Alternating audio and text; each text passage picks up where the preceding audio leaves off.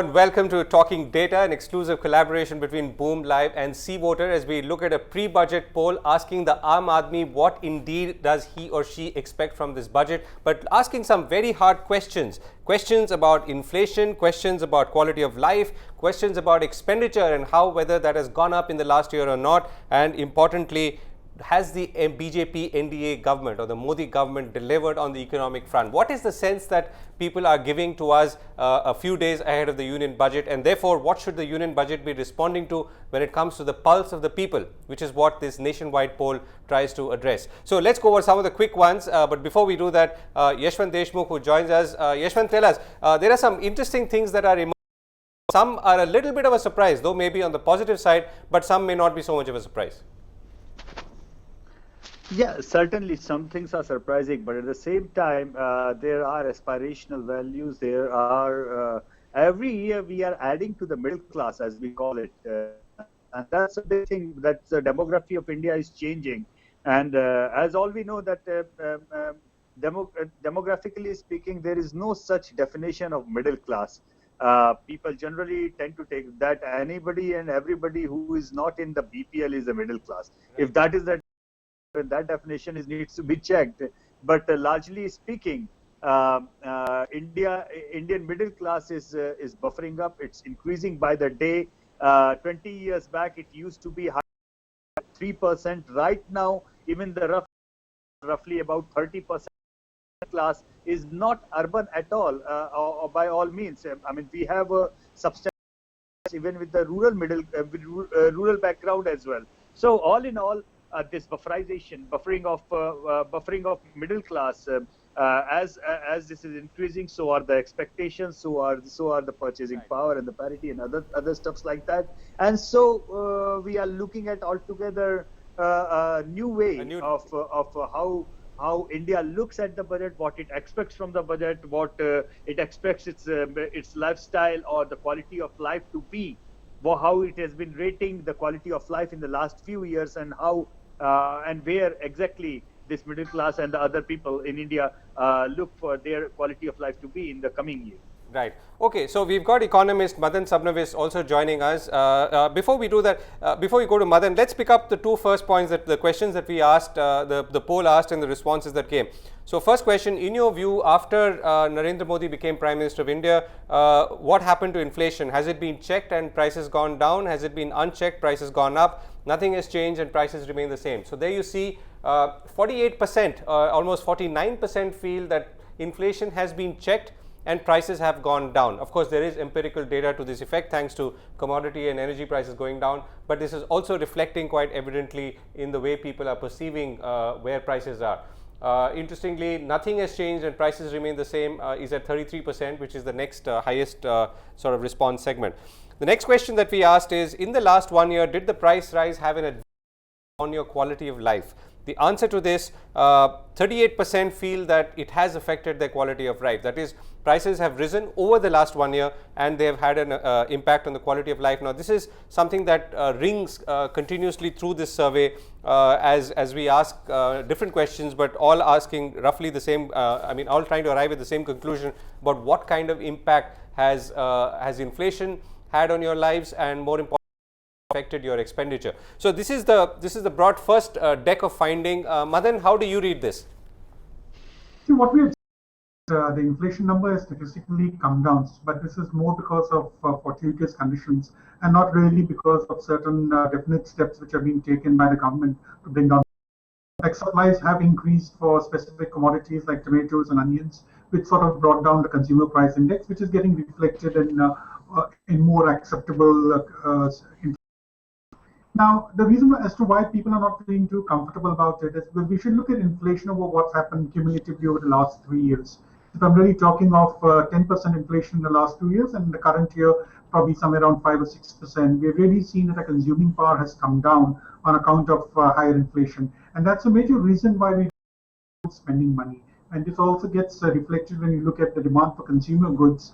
and what's happening in the index of industrial production, where consumer goods have been showing a negative growth rate continuously for the last couple of years. So definitely inflation has come down, and this is because of good luck, I would say. And people are not feeling better off because you actually know that your consuming power hasn't gone up because even your incomes have not increased at a commensurate level.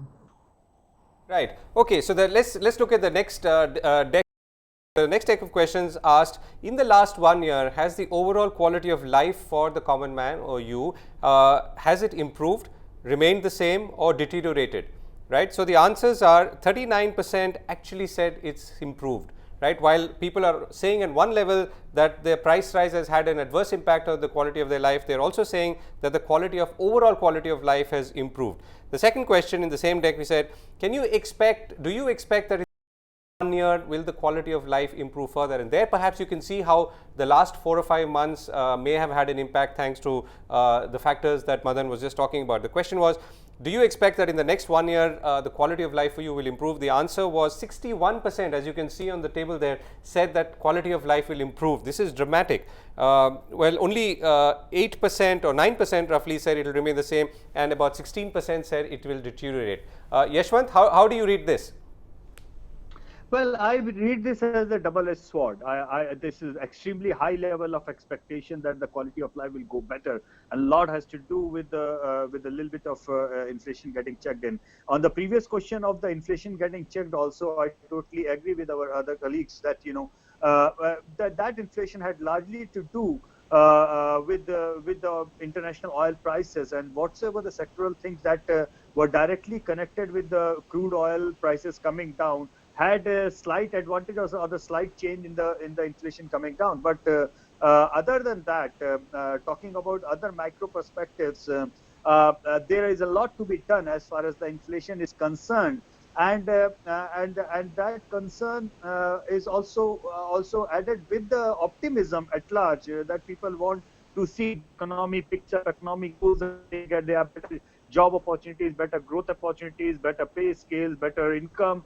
And of course, the expenditure going down as the inflation getting checked in so that they have more money to save or more money to spend. So all in all, this is a hyper way of getting excited about which is good and which is bad. Good in a way that it also shows that the honeymoon period of Narendra Modi government is still continuing. People still have that kind of expectation. Bad in a way, this kind of extremely high level of unrealistic expectation can also lead to a lot of heartburn when the expectations don't get fulfilled, a lot of bad mouthing when the long-term growth plans do not actually deliver instantly. This is something which in medical terms I say a surgery versus the homeopathic treatment. Those who are looking for a quick fix and a surgery, and when you are going ahead with a homeopathic treatment, well, the treatment might be good, but it may or may not yield immediate results. So this is a double-edged sword. Right. So, Madan, how do you see the optimism that lies ahead? I mean, do you agree with Yashwant? It's like a double-edged sword. And also, I mean, if you look at it from a more economic point of view, what does this really indicate? No, actually, we're looking at quality of life. I think, are we really referring only to economic parameters? I guess they're looking only at economic parameters. In which case, I think the credit really should go to the government because it has inspired a lot of confidence in the household that we really think that things are going to change. And the overall sentiment also has definitely improved going by how the stock indices have been in direction, notwithstanding the fact that we don't get the same reflection at the ground level. But I think what the government has done is really sort of assured the people that good things that we are already on the recovery path, even though it's going to take time before it really manifests itself in terms of economic numbers. And I think that's the reason why people are optimistic about things positive. Because I think the dark days are behind us. And even though the pace of change is something which we could actually debate, whether it's going to happen immediately or whether it's going to take another couple of years, my own sense is that probably from 16, 17, things are going to change more drastically than what we're seeing right now. The next year does appear to be slightly better than this year, and that's the reason why there is a lot of hope and optimism as far as households are concerned. So, just to remind our viewers, this is over 1900 sample survey conducted across India. So, let's look at the next deck of questions that we asked.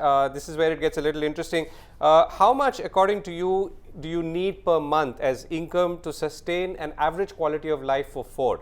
Right, so that's the question. The answer has actually been split between the BPL, below poverty line, low income group, middle income group and high income group, as you can see on the chart. So the interesting thing is that the middle income group is saying it needs about 20,000 rupees a month to lead an average quality of life. On the other extreme, you have the high income group, which is coming in at 40,000 rupees a month roughly, or twice as much to lead a normal and average life.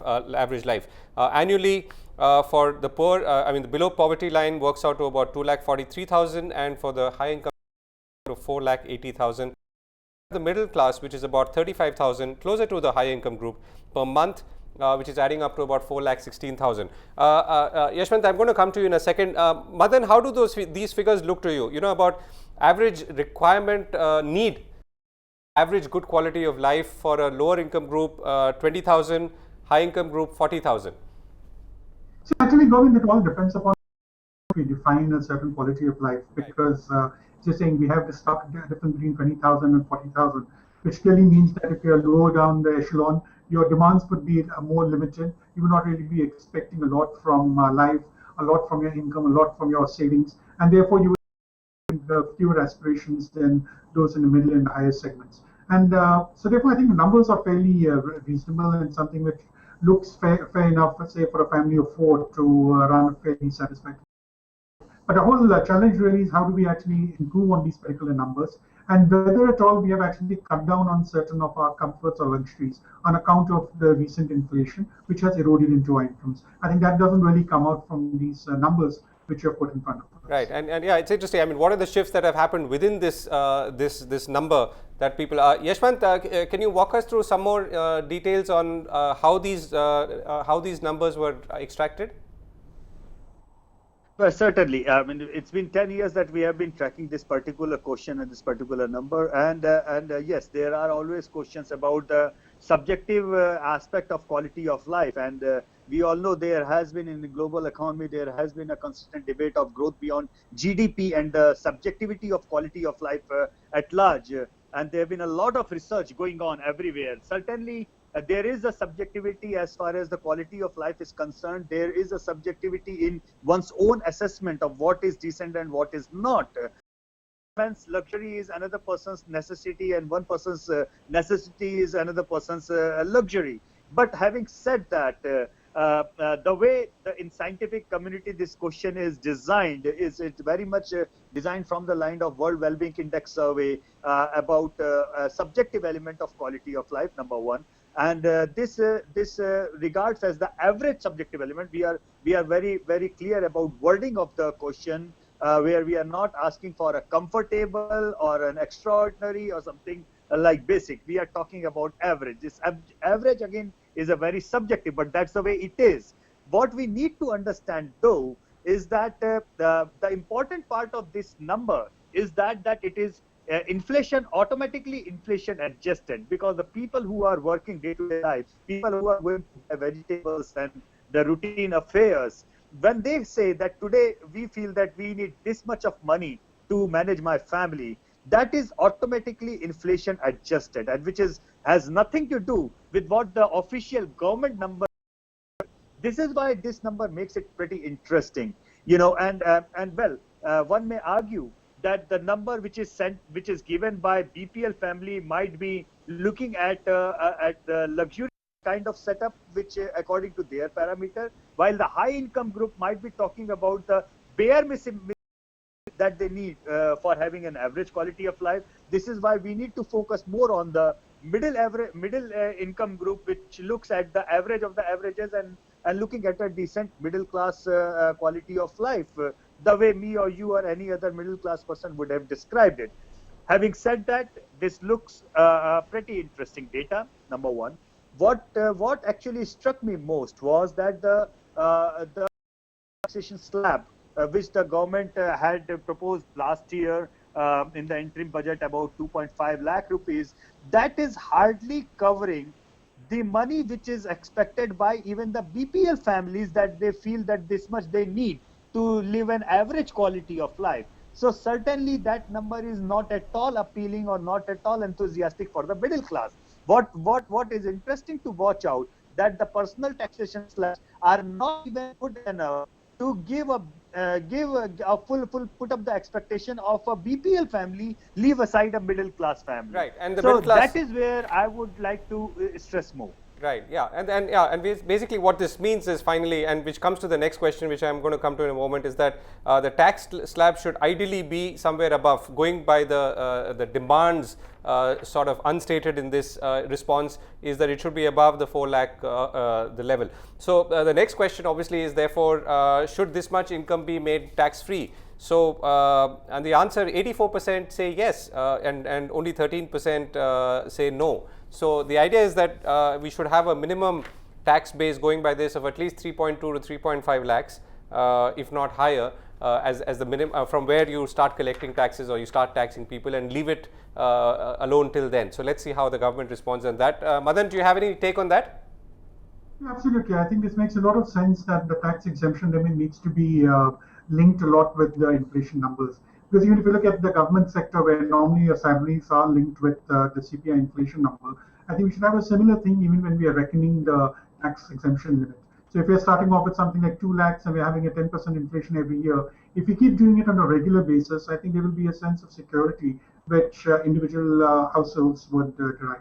So definitely there is a very strong case for adjusting these exemption limits and accordingly also moving the tax slabs on the upper side of the scale. So there you are. This is what the Aam Aadmi is saying when it comes to tax slabs, at least as derived from what we've the questions we've asked. Okay, so last set of questions and the last deck really. The first one is, 1 year your personal income remained the same when and expenditure went up, income went down, expenditure went up. Income increased but expenditure stood constant, income went down and expenditure remained the same. Well, there you can see the answers.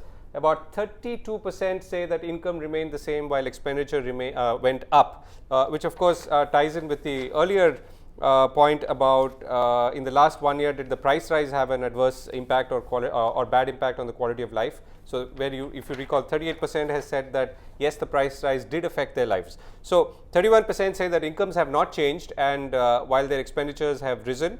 The next question we asked is, how do you compare your current daily expenses to that of last year? 46% say that current expenses have become difficult to manage. Possibly there's also an understated need being mentioned for an additional income or raise in income, but the fact is that current expenses have become difficult to manage. And before we come to the last question of what is the feeling on the Modi government, Yashwant, do you want to compare these, quickly go over these two questions? Well, certainly these two questions actually tell you the macro perspective as far as the macro and economic management is concerned. Some pointers are there, inflation is going down, but half of the Indians clearly saying that they are still uncomfortable. They are finding the life difficult to manage within the money that they have and the expenditures they have. Number one.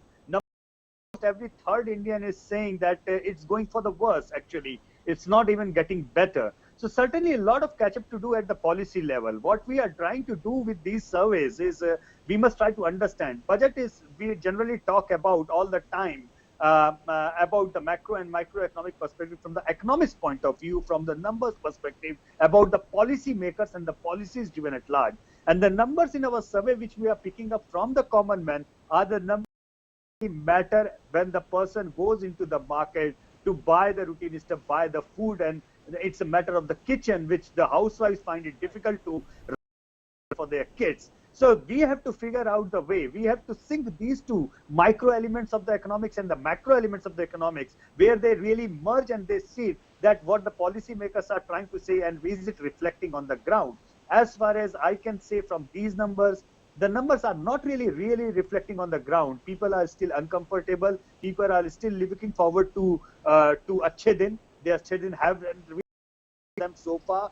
What they are looking forward to, that if the things cannot be managed overnight, at least their taxation part can be brought a bit low so that they have more money at their end to handle economic situation. And I think we have the sweet spot. We have the sweet spot here. So just to remind our viewers, this is a sample of 1,942 randomly selected respondents across all demographics and across all states of the Union of India. Okay, last question. Has the Modi-led government, the BJP NDA government, delivered on the economic front so far? Right. So that's the big question. Okay, there you are. The answer is actually much better than expected, 36%. This of course is somewhat incongruous with what industry is either saying or not saying, or some of industry is saying and a lot of industry is not saying, at least publicly. Just as expected, 28%, worse than expected, 29%. So I repeat the question, has the Modi-led government delivered on the economic front so far?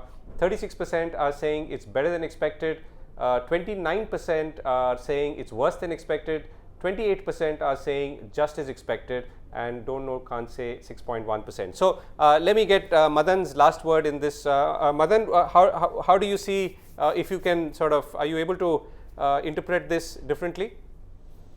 No, actually, it depends upon what exactly expectations were from the new government. Now, personally, if I were to talk for myself, I would say that there's a limited amount which a government can do to turn around an economy. Because if it was so easy for around economies, I think there would be no suffering in Japan, no suffering in the US following the financial crisis. So this said, I would say expecting from the government was a lot of cleanup operations, administrative processes, improving the sentiment in the economy, and doing its best to make sure that the fiscal is kept in order. And I think to that extent, they have probably delivered on their promises of what they can do. But in terms of the actual economic numbers, I think the thrust has to come from the private sector, and the government is doing whatever little bit it could do in order to bring about this revival. So on the whole, I would tend to think that the government has delivered on most of its promises. Right, the optimistic note, Madan. And last word, Yashwant, now if you were to look back over the last 10 years and the polls that you've done, does anything stand out this year, or are you seeing a similar consistent trend? There are some trends which are consistent, like the household required income is going up every year. This is largely because of the inflation as well. This is largely because of their expectations as well. Well, one thing is which stands out is the highest level of expectation that we have figured out in the last 10 odd years. People are enthusiastic or not, this expectation, have a high level of expectation. The way I look at it, that the final question is that it's a one-third, one-third, one-third split. Approximately one-third saying ayes for this government on the economic policy so far, one-third saying no's, and one-third somewhere in between, which the government can actually turn towards its favor, or it may go anti depending on how this government performs. Having said, we all know that these are the common men, we the people on the ground, who may not be economists, but who actually have to run their own personal microeconomy in their domestic front, and they are the voters. It's not the industrialist or me or you journalist or the economist who are going to go out and vote and decide the fate of this government's future 4 years down the line when they go back to ask for the mandate. And we have seen just a month back that the economic priorities of the people are more into their day-to-day lives, and even the promises of free electricity and free water can deal a big blow, as far as Aam Aadmi Party did so in Delhi. We have recently seen. So somewhere between the policy and the implementation, it might be an economic policy which is looking more at the broadly industrial level, but the Modi government has to keep in mind it's the common people on the ground, it's the Aam Aadmi, which has eventually to judge based on their own experience and expectation of their day-to-day life, and they will be going out to vote for this government or not when the election, as and when it comes. So there is a lot to do, a lot to catch up, right, as far as the economics is concerned for the Modi government. Right, Yashwant. Thank you so much for that. Very interesting survey. 1,942 randomly selected respondents across all states of India, asking the fundamental question about how has life changed, have prices affected you, is the sense of the future, and finally, how much do you actually spend? So very interesting answers there. The most important, most people surveyed here are still optimistic about the future, actually very optimistic. They would obviously like to earn a little more money, and they would obviously like their money not being taxed, or less of their income being taxed, and we've obviously given you the figures already. Thank you very much for watching Talking Data. It's been fun talking to both Yashwant and Madan. We're going to be back very shortly. Bye-bye.